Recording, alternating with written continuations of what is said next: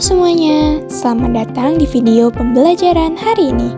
Pada kesempatan kali ini, kita akan belajar tentang menulis teks persuasif. Kita akan membahas mulai dari pengertian, ciri-ciri, struktur, hingga langkah-langkah dalam menulis teks persuasif. Pasti kalian penasaran kan bagaimana caranya menulis teks yang bisa mempengaruhi dan mengajak orang lain? Kalau begitu, yuk kita simak pembelajarannya bersama sampai selesai. Apa itu teks persuasif? Teks persuasif adalah teks yang bertujuan untuk membujuk atau mengajak pembaca agar setuju dan melakukan sesuatu sesuai keinginan penulis. Biasanya, teks ini menggunakan ajakan dan alasan yang meyakinkan. Adapun ciri-ciri dari teks persuasif ini, yang pertama yaitu berisi ajakan atau bujukan. Yang kedua, terdapat alasan atau bukti. Dan yang ketiga, bersifat mempengaruhi.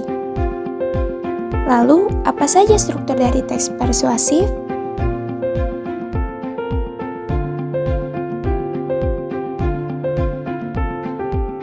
Teks persuasif terdiri dari 3 struktur. Yang pertama yaitu pengenalan isu atau pendahuluan, yang kedua rangkaian argumen atau isi, dan yang ketiga ajakan atau penegasan kembali atau penutup.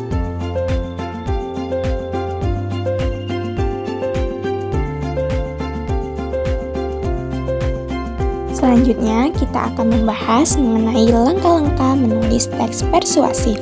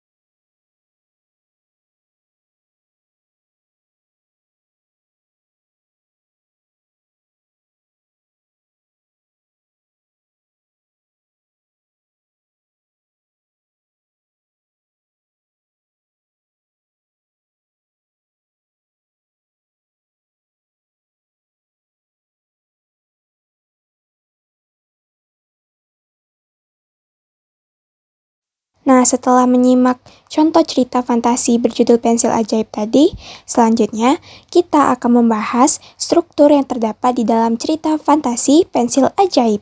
Ayo kita bahas bersama-sama. Pada awal cerita, diperkenalkan tokoh utamanya yaitu Raka, seorang anak yang tinggal di sebuah kota besar yang suka sekali menunda-nunda mengerjakan tugas sekolahnya. Bagian ini termasuk ke dalam struktur orientasi.